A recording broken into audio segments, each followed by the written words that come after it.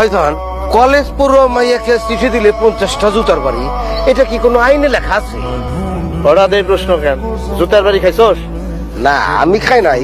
ওই মানিকরে যখন জুতার বাড়ি দেওয়া হইলো তখন থেকে কথাটা গলার নলির মধ্যে আটকা ছিল, এখন বইলা ফেলাইলাম। বল, কি বলবি বল বল।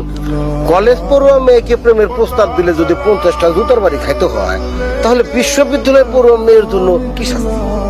একটা থাপ্পড় দিয়ে কান বয়রা করে দে।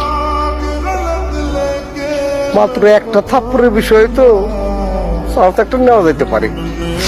হায়, কত দূর চলে গেল? আপনাদের গ্রামে হাসিগড় বাড়িটা কোন দিকে? ওই সামনে যায় ডান দিকের প্রথম বাড়িটাই হাসি ও বাড়ি।